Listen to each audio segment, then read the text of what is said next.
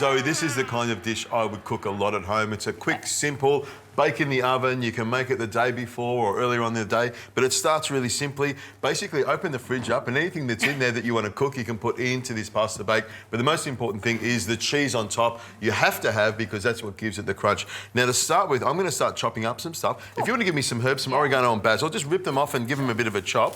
And I'm just going to chop this onion here and get it ready in the pot. Now, if you see over on the side there, I've already cooked my penne pasta.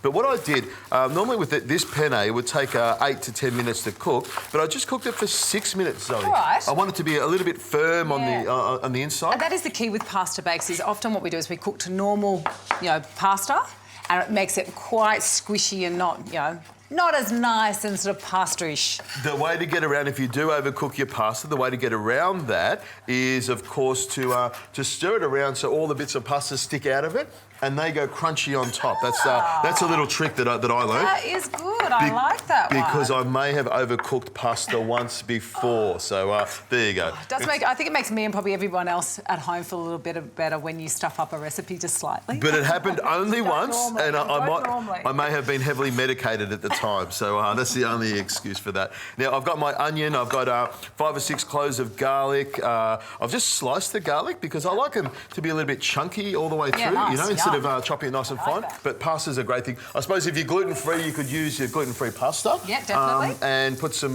salmon in it. But, the bacon, the garlic, the onion is all delicious. Now, I've grabbed some of these mushrooms. Just standing there doing nothing, Zoe. Grab your knife and grab some of these mushrooms and slice them nice and thin like this. You've got to keep Zoe working, otherwise she'll just start talking about all those other things that we shouldn't be talking about. Keep chopping there, Zoe. Now, we'll slice the mushrooms. I do speak a bit too much.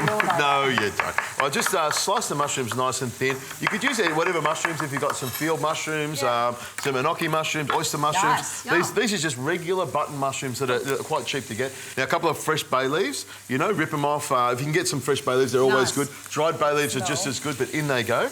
And what I'll do is I'll throw the mushrooms in here now while it's frying off. The pan's nice and hot, some olive oil in there, and in it goes. Now, over there, Zoe, I've got some mozzarella cheese, and I'm going to get you to grate the cheese. Just a small amount of mozzarella cheese, I see. I do love mozzarella, like good quality mozzarella, the flavour, just the texture of it I love. Now, I've got some butter here. I love using butter, and, this is a large knob of butter. Probably about 100 grams of butter in there. It may be just a little bit more, but I think something might have been wrong with the scales, Zoe. And you've got, beautiful, mozzarella cheese. I've got something else in the fridge. Sometimes you come across some ham or some mortadella or something that's in the fridge that might not be as fresh, might be a couple of days old, and might not be as fresh to go in a sandwich, but it's great to throw in a dish like this and, and just slice it up into nice little cubes like that all the way around. You can see the pan's nice and hot and it's bubbling and sizzling away. What I try and do with this pasta bake is try and get lots of bits and pieces, because pasta can be a little bit bland. So I try and add lots of things to it to get it nice and sort of fluffy and flavoursome. Now, I'll throw these peppers in now because that's simmering away beautifully. Now, I'm going to reach across here, Zoe, and I'm going to grab some tomato passata and pour this in. It's about 700 mils of whatever the container is, 700 mils of passata. I'll just make sure I get the spoon in there and get all that beautiful tomato out of there. Stir that around like that. I've got my pasta here that's been pre-cooked, and what I've done is just ran it under cold water to stop it from cooking, and then drizzled a little bit of extra virgin olive oil on it. Can you see it's a little bit of bite to it? Still, texture-wise, it's just almost a little bit pre-al dente, actually. Exactly. And I want that so by the time it cooks in the oven, it's all going to be nice and delicious. Now, over there, I've got 2 eggs. If you can grab those 2 eggs, and what I want you to do is crack them into the bowl and mix them up with a fork that's there. And what I'll do is mix this together gently like that. Mix that up like that. And we're going to throw the egg into here and stir it around. And what that does is it sort of sets the... there we go, take the shell out of it. It sets the pasta so it actually binds it together. You don't have to add it, but I like to add it. There we go, straight in there like that.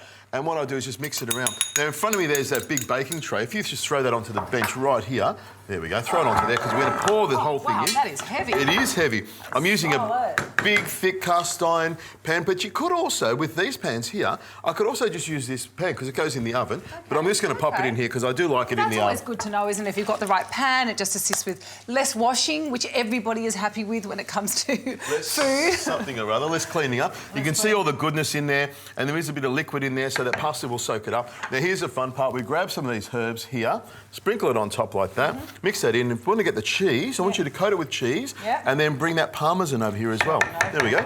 Just spread that out nice and evenly, Zoe. Okay, so if you can pass me the parmesan, and I've got the shaved parmesan. You can grate it over the top, but I find this is so much easier. Right. And I reckon about half a packet of there. And that's kind of the nice balance because you get that bite that you get through the parmesan again. You get the sort of stringy texture for the mozzarella. And the more cheese, the more flavour, and that's what makes this dish so delicious.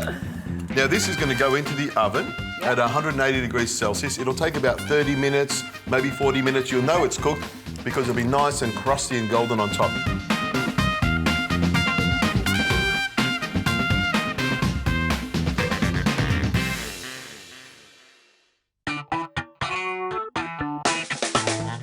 Okay, Zoe, this has been cooking for about 35 minutes. You can see it's nice and crunchy on the top. What I'll do is I'll grab some of this and we'll serve it up. See, the cheese is nice and gooey. Oh, it's almost like a pizza, isn't it? I'll take that. Look at that. That's what you want. A couple of these little pieces here. Lots of goodness in there. These really are comfort foods, aren't they? I mean, everybody loves a pasta bake. This is gorgeous. You like pasta bake? It's simple, and it's even better heated up the next day in the microwave or a couple of days later. I've even had this between 2 toasted pieces of sourdough bread, lots of butter on it, a pasta Forno sandwich, delicious. Wow. That's not for the faint-hearted. That actually tastes like a pizza itself, doesn't it? It does, doesn't it? Tastes like a pizza and a pasta. Really cheesy. Fraction too salty for me, but, you know, it's serious comfort food. I think it's delicious.